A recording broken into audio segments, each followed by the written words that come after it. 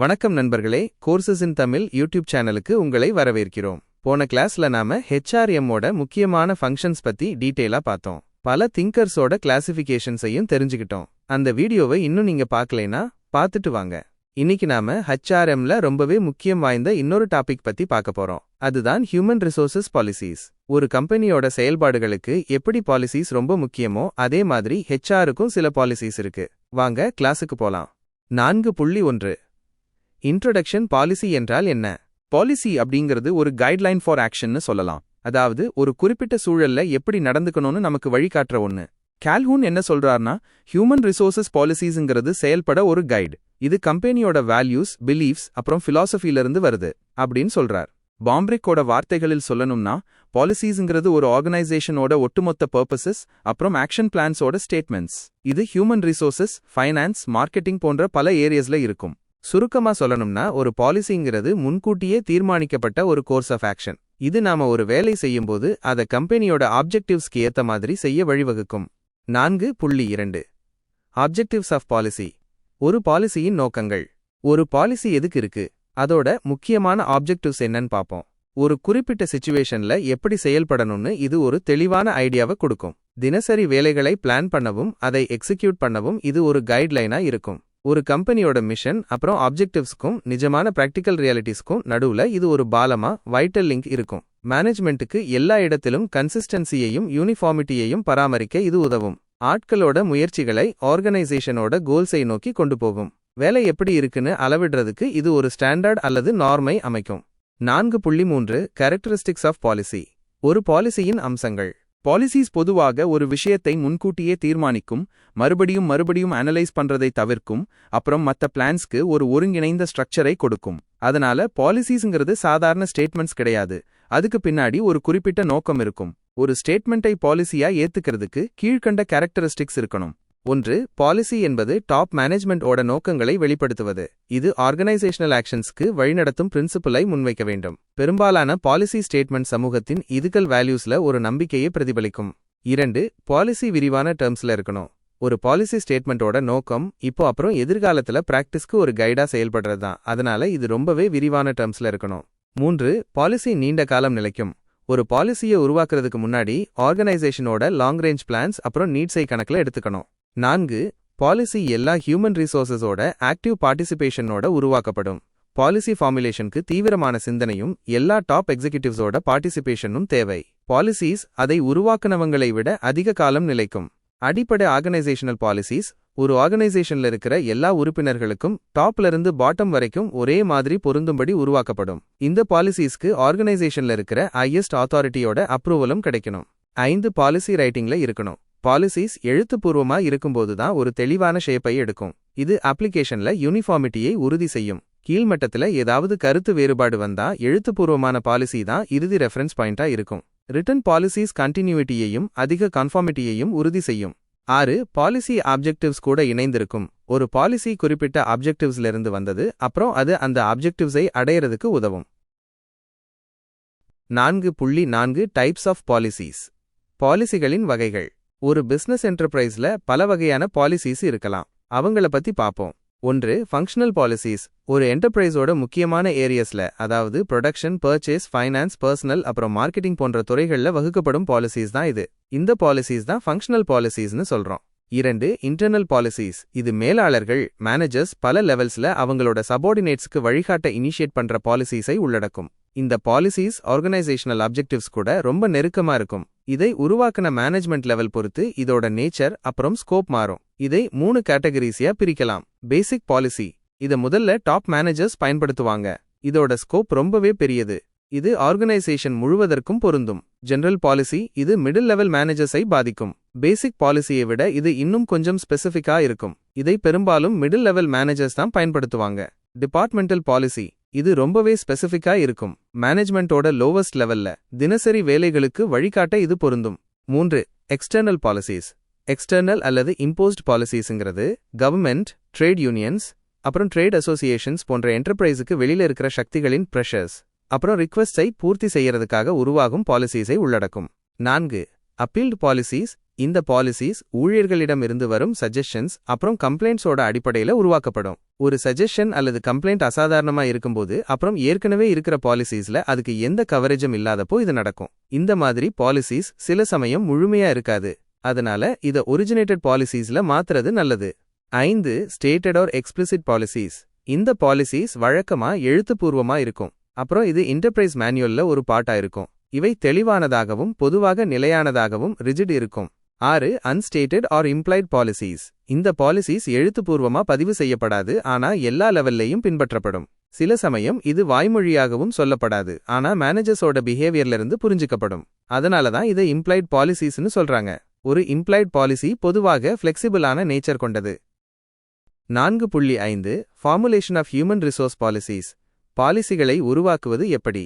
ஒரு personal பாலிசிங்கிறது ஊழியர்களோட needs அப்புறம் ஆஸ்பிரேஷன்ஸை பிரதிபலிக்கும். ஒரு பாலிசி பிரதிபலிக்கிற வேல்யூஸ் ஊழியர்களோட எக்ஸ்பெக்டேஷனுக்கு குறைவாயிருந்தா அந்த பாலிசியை நடைமுறைப்படுத்துறது கஷ்டம். அதனால டாப் மேனேஜ்மெண்ட் எல்லா முக்கியமான பர்சனல் ஆக்டிவிட்டீஸையும் பாதிக்கக்கூடிய விஷயங்கள்ல பாலிசிஸ் அப்புறம் ஆப்ஜெக்டிவ்ஸை உருவாக்க பர்சனல் மேனேஜர் கிட்ட அட்வைஸ் கேட்கணும். பர்சனல் பாலிசிஸ் போதுமான அளவு ஃபிளெக்சிபிளா இருக்கணும். அப்போதான் வெவ்வேறு சூழ்நிலைகளை சந்திக்க டிபார்ட்மெண்டலுக்கு சரியான ஸ்கோப் கிடைக்கும். ஒரு கம்பெனி நாட்டுல பல இடங்கள்ல செயல்பட்டாலும் அல்லது உலக அளவில இயங்கினாலும் அதோட பாலிசிஸை அந்தந்த ரீஜனல் மேனேஜர்ஸ் அவங்க பகுதிக்கு தேவையான குறிப்பிட்ட கைட்லைன்ஸை உருவாக்குற மாதிரி சரி செய்யணும். பர்சனல் பாலிசிஸை உருவாக்குறதுல முதல் ஸ்டெப் என்னன்னா, பாலிசிஸ் தேவைப்படும் ஏரியாஸை தெளிவா குறிப்பிடுறது.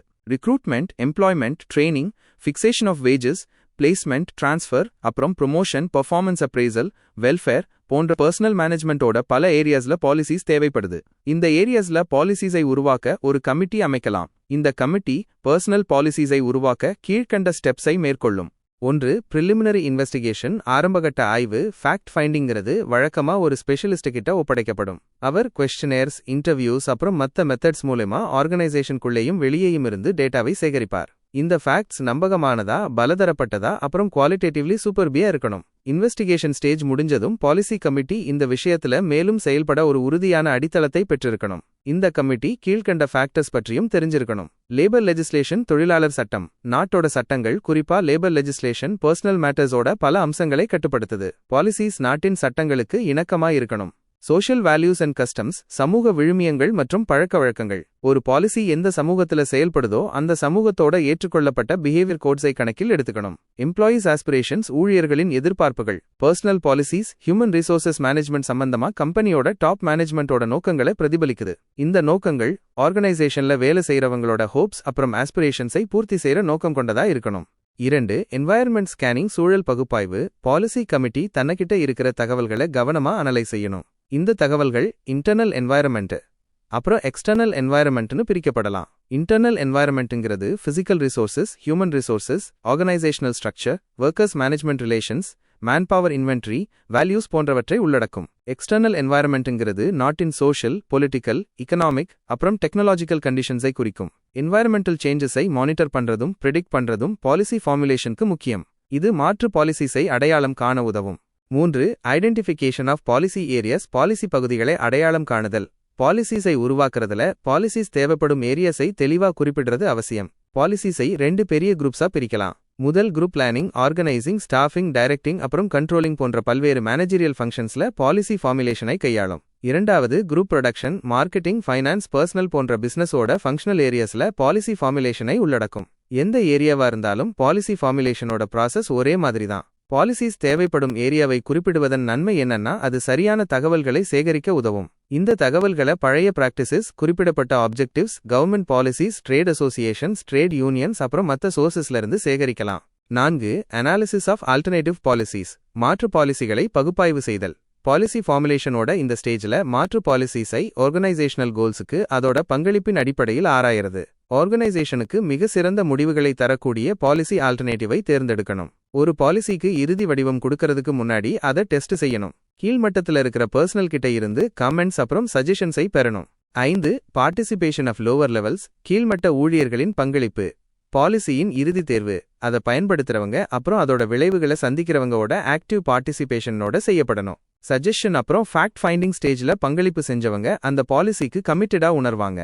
எம்ப்ளாயீஸ்க்கு பாலிசிக்கு ஆக்கப்பூர்வமா பதிலளிக்க அப்வர்ட் கம்யூனிகேஷனுக்கான வாய்ப்பு கொடுக்கப்படணும். இது அவங்களோட சிந்தனையை அளவிட ஒரு வாய்ப்பை வழங்கும். முன்மொழியப்பட்ட பாலிசிக்கு எதிராக சாட்சியம் அளிக்காதவர்கள் அதை மதிப்பாங்கன்னு மேனேஜ்மெண்ட் நியாயமா எதிர்பார்க்கலாம். ஒரு குரூப் ஊழியர்கள் சம்மதிக்கலைன்னா மேனேஜ்மெண்ட் அவங்களோட கருத்துக்களை டீட்டெயிலா ஆராயணும். பாலிசி ஃபார்முலேஷன்ல ஒர்க்கர்ஸோட பார்ட்டிசிபேஷனால 2 முக்கியமான பெனிஃபிட்ஸ் இருக்கு. முதலாவதா ஆர்கனைசேஷனல் கிளைமேட் பத்தி அவங்களுக்கு ஃபர்ஸ்ட் ஹேண்ட் நாலேஜ் இருக்கிறதால பாலிசிஸ் ரியலிஸ்டிக்கா இருக்கும். இரண்டாவதா பாலிசிஸை சபார்டினேட்ஸ் தான் பயன்படுத்த போறாங்கிறதால ஃபார்முலேஷன் ப்ராசஸ்ல அவங்களோட பார்ட்டிசிபேஷன் அவங்க அதை உடனே ஏத்துக்கிறதுக்கு ஊக்குவிக்கும். 6. அப்ரூவல் ஆஃப் டாப் மேனேஜ்மெண்ட் உயர் நிர்வாகத்தின் ஒப்புதல் பாலிசி ஃபார்முலேஷன் கமிட்டி மெம்பர்ஸோட ஜட்ஜ்மெண்ட்ஸ் அப்புறம் ஃபைண்டிங்ஸை ஒருங்கிணைத்து கவனமாக ஆராய்ந்த ஒப்பீனியனை டாப் மேனேஜ்மெண்ட்க்கு சமர்ப்பிக்க வேண்டும். இந்த விஷயத்துல பர்சனல் மேனேஜருக்கு ஒரு முக்கிய பங்கு இருக்கு. அவர் கமிட்டியோட முக்கிய ஸ்போக்ஸ்மேனாக இருக்கலாம். ரிப்போர்ட்டை சரியான டைமிங்ல அப்புறம் பிரசன்டேஷன்ல இருக்கிறதா உறுதிப்படுத்த அவர் போதுமான முன்னெச்சரிக்கை நடவடிக்கைகளை எடுக்கணும். அப்போதான் டாப் எக்ஸிகியூட்டிவ்ஸ் அதை ஏத்துப்பாங்க. 7. இம்ப்ளிமெண்டேஷன் ஆஃப் அ பாலிசி ஒரு பாலிசியை செயல்படுத்துதல். ஒரு பாலிசியை அடாப்ட் பண்ணவும் லான்ச் பண்ணவும் தேவையான அத்தாரிட்டி டாப் மேனேஜ்மெண்ட் கிட்ட தான் இருக்கு. பாலிசி ஆர்கனைசேஷனல் ஆப்ஜெக்டிவ்ஸை போதுமான அளவு பிரதிபலிக்கிறதா இல்லையான்னு டாப் மேனேஜ்மெண்ட் மட்டும்தான் முடிவு செய்ய முடியும். நிறைய மேனேஜ்மெண்ட்ஸ் கமிட்மெண்ட்ஸ் எடுக்க பயந்து அவங்க ஏத்துக்கிட்ட பாலிசியை வெளியிட தயங்குறாங்க. மேனேஜ்மெண்ட் சொல்ல வர்றத உண்மையாவே அர்த்தப்படுத்தாத வரை பாலிசியை வெளியிடுவது அவசியம். இந்த மாதிரி ஒரு சூழ்நிலை குழப்பத்தை மட்டுமல்லாமல் மேனேஜ்மெண்ட்டோட அறிவிக்கப்பட்ட கமிட்மெண்ட்ஸ்ல நம்பிக்கையின்மையையும் ஏற்படுத்தும். 8. பாலிசி அப்ரைசல் பாலிசி மதிப்பீடு ஆர்கனைசேஷனோட பாலிசியால் வழிநடத்தப்படும் மேனேஜ்மெண்ட் பிரதிநிதிகளும் ஒரு குறிப்பிட்ட பாலிசி டிசிஷனால் பாதிக்கப்பட்ட மற்ற ஊழியர்களும் அதோட அப்ரோப்ரியேட்னஸ் அப்புறம் யூஸ்ஃபுல்னஸை அப்ரைஸ் செய்ய தேவையான எக்ஸ்பீரியன்ஸை வளர்த்துக்க முடியும். ஒரு புதிய அல்லது திருத்தப்பட்ட பாலிசியில ஏதாவது பெரிய சிரமம் இருந்தா அது டாப் மேனேஜ்மெண்ட்க்கு ஆக்கப்பூர்வமான சஜஷன்ஸோட தெரிவிக்கப்படணும். இந்த வழியில எம்ப்ளாயீஸ் பங்கெடுத்துக் கொள்வதன் மூலம் ஹையர் மேனேஜ்மெண்ட் கிட்ட இருந்து அட்டென்ஷனும் ஆக்ஷனும் பெற முடியும்னு தெரிஞ்சுக்கிட்டா அப்வர்ட் கம்யூனிகேஷன் நடக்கும். 4.6 கைட்லைன்ஸ் ஃபார் ஃப்ரேமிங் பாலிசிஸ் பாலிசிகளை உருவாக்குறதுக்கான வழிகாட்டுதல்கள். ஒரு கம்பெனில பாலிசிஸ் உருவாக்கும்போது சில முக்கியமான விஷயங்களை நாம ஞாபகம் வச்சுக்கணும். இது நல்ல பயனுள்ள பாலிசிஸை உருவாக்க உதவும். பாலிசிஸ் கம்பெனியோட பொதுவான ஆப்ஜெக்டிவ்ஸ் அப்புறம் மேனேஜ்மெண்ட்டோட ஃபிலாசபிக்கு ஏத்த மாதிரி இருக்கணும். நாட்டோட லீகல் ஃப்ரேம்வொர்க்குள்ள குறிப்பா லேபர் லாஸுக்குள்ள தான் இது இருக்கணும். சட்டத்துக்கு புறம்பா இருக்கக்கூடாது. இது ஆர்கனைசேஷனோட வளர்ச்சிக்கும் கூடவே ஒவ்வொரு தனிப்பட்ட இண்டிவிஜுவலோட வளர்ச்சிக்கும் உதவணும். பாலிசிஸ் நிலையானதா இருக்கணும், ஆனா ரொம்பவும் ரிஜிடா இருக்கக்கூடாது. உண்மையான சிச்சுவேஷன்ஸ்ல கொஞ்சம் ஃபிளெக்சிபிலிட்டி இருக்கணும். இந்த பாலிசி ஷார்ட் டேர்ம் அப்புறம் லாங் டேர்ம் ரெண்டுக்குமே ரெலவெண்டா இருக்கணும். அது நியாயமானதா எல்லாருக்கும் அக்செப்டபிளா அப்புறம் எத்திக்கலி மோரலி சவுண்டா இருக்கணும். பாலிசிஸ் டைனாமிக்கா இருக்கணும், அதாவது மாற்றங்களுக்கு ஏத்த மாதிரி மாறிக்கணும். ஆர்கனைசேஷனுக்குள்ள இருக்கிற மத்த ஃபங்க்ஷனல் ஏரியாஸோட பாலிசிஸ் கூட இது ஒத்துப்போகணும். 4.7 scope and coverage of HR policies HR பாலிசிகளின் எல்லைகளும் உள்ளடக்கம். ஹியூமன் ரிசோர்சஸ் பாலிசிஸ் எந்தெந்த விஷயங்களை கவர் பண்ணும்னு பாப்போம். 1. எம்ப்ளாய்மெண்ட் பாலிசிஸ் வேலைக்கு அமர்த்தும் பாலிசிகள். ரிக்ரூட்மெண்ட்க்கு விருப்பமான சோர்ஸ் எது? இங்கிருந்து ஆள் எடுக்க விரும்புறாங்க. ரிசர்வேஷன் இட ஒதுக்கீடு பற்றிய விதிமுறைகள். Professional period probation period training period இதோட கால அளவு என்ன? லே ஆஃப் வேலையில்லா விடுப்பு அப்புறம் ரீஹயரிங் மறுபடியும் வேலைக்கு எடுக்கிறது பற்றிய விதிமுறைகள். லென்த் ஆஃப் சர்வீசஸ் பணி கால அளவு. 2. ட்ரெய்னிங் அண்ட் டெவலப்மெண்ட் பயிற்சி மற்றும் மேம்பாட்டு பாலிசிகள். ட்ரெய்னிங் ஓட ஆப்ஜெக்டிவ் என்ன? ஏன் பயிற்சி கொடுக்கறாங்க? ட்ரெய்னிங் முறைகள் என்னென்ன? Method of training. எம்ப்ளாயீஸ்க்கு ஓரியன்டேஷன் புதிதாக வருபவர்களுக்கு நிறுவனம் பற்றிய அறிமுகம் எப்படி இருக்கும்? 3. டிரான்ஸ்ஃபர் அண்ட் ப்ரொமோஷன் பணிமாற்றம் மற்றும் பதவி உயர்வு பாலிசிகள். டிரான்ஸ்ஃபர்க்கான அடிப்படை என்ன? Basis of transfer. டிரான்ஸ்ஃபர் எத்தனை நாளைக்கு ஒரு முறை நடக்கும்? Periodicity of transfer. ப்ரொமோஷன் கம்பெனிக்குள்ளேயே இருந்து வருமா அல்லது வெளியிலிருந்தும் ஆள் எடுப்பாங்களா? Promotion from within or outside the organisation. ப்ரொமோஷனுக்கு தேவையான சீனியாரிட்டி என்ன? ப்ரொமோஷன்ல சீனியாரிட்டிக்கும் மெரிட்டுக்கும் திறமைக்கும் எவ்வளவு முக்கியத்துவம் கொடுப்பாங்க? 4. காம்பன்சேஷன் ஊதிய பாலிசிகள். ஜாப் இவாலுவேஷன் சிஸ்டம் வேலைக்கு எப்படி மதிப்பு நிர்ணயிப்பது எப்படி இருக்கும்? மினிமம் வேஜ் அப்புறம் சேலரி எவ்வளவு? வேஜ் பேமெண்ட் மெத்தட் சம்பளம் எப்படி வழங்கப்படும் என்ன? ப்ராஃபிட் ஷேரிங் அப்புறம் இன்சென்டிவ் பிளான்ஸ் லாபப் பங்கு மற்றும் ஊக்கத்தொகை திட்டங்கள் எப்படி இருக்கும்? நான் மானிட்டரி ரிவார்ட்ஸ் பணம் அல்லாத வெகுமதிகள் என்னென்ன? 5. ஒர்க்கிங் கண்டிஷன்ஸ் வேலை செய்யும் சூழல் பாலிசிகள். ஒர்க்கிங் ஹவர்ஸ் வேலை நேரம். ரெஸ்ட் இன்டர்வல்ஸ் ஓய்வு இடைவேளைகள் எத்தனை எவ்வளவு நேரம்? ஓவர்டைம் ஒர்க் கூடுதல் வேலை நேரம் பற்றிய விதிமுறைகள். ஷிஃப்ட் ஒர்க் ஷிஃப்ட் முறை பற்றிய விதிமுறைகள். சேஃப்டி ப்ரொவிஷன்ஸ் அப்புறம் ப்ரிவென்ஷன்ஸ் பாதுகாப்பு ஏற்பாடுகள் மற்றும் தடுப்பு நடவடிக்கைகள். லீவ் ரூல் விடுப்பு விதிமுறைகள். 6. எம்ப்ளாயி சர்வீசஸ் அண்ட் வெல்ஃபேர் ஊழியர் சேவைகள் மற்றும் நலன் பாலிசிகள். டிரான்ஸ்போர்ட்டேஷன் மெடிக்கல் அப்புறம் ஹவுசிங் ஃபெசிலிட்டீஸ் போக்குவரத்து மருத்துவ மற்றும் வீட்டு வசதிகள். கிரீவன்ஸ் ஹேண்ட்லிங் குறை தீர்க்கும் முறை. சஜஷன் ஸ்கீம்ஸ் ஊழியர்களிடமிருந்து வரும் ஆலோசனைகளை வரவேற்கும் திட்டங்கள். ஓகே நண்பா, நண்பி, இன்னைக்கு கிளாஸ்ல நாம ஹியூமன் ரிசோர்சஸ் பாலிசிஸ் பத்தி ரொம்ப டீடைலா பார்த்தோம். ஒரு பாலிசினா என்ன, அதோட ஆப்ஜெக்டிவ்ஸ், அப்புறம் கேரக்டரிஸ்டிக்ஸ் என்னென்ன, எத்தனை வகையான பாலிசிஸ் இருக்கு, அப்புறம் அதை எப்படி உருவாக்கணும், எந்தெந்த ஏரியாஸ்ல ஹெச்ஆர் பாலிசிஸ் தேவைப்படும் தெரிஞ்சுக்கிட்டோம். இந்த விஷயங்கள் எல்லாம் உங்களுக்கு நல்லா புரிஞ்சிருக்கும்னு நம்புறேன். அடுத்த கிளாஸ்ல நாம ஹெச்ஆர் ஆடிட் அப்புறம் அக்கவுண்டிங் பத்தி பார்க்க போறோம். இதுவும் ஹெச்ஆர்எம்ல ரொம்பவே முக்கியமான ஒரு பகுதி. மறக்காம நம்ம கோர்சஸ் இன் தமிழ் சேனலை சப்ஸ்கிரைப் பண்ணிக்கோங்க. இந்த வீடியோ உங்களுக்கு பிடிச்சிருந்தா ஒரு லைக் போட்டு உங்க நண்பர்களுக்கும் ஷேர் பண்ணுங்க. உங்களுக்கு ஏதாவது கேள்விகள் இருந்தா கமெண்ட்ஸ்ல கேளுங்க. நான் கண்டிப்பா ரிப்ளை பண்றேன். அடுத்த வீடியோல சந்திப்போம். நன்றி.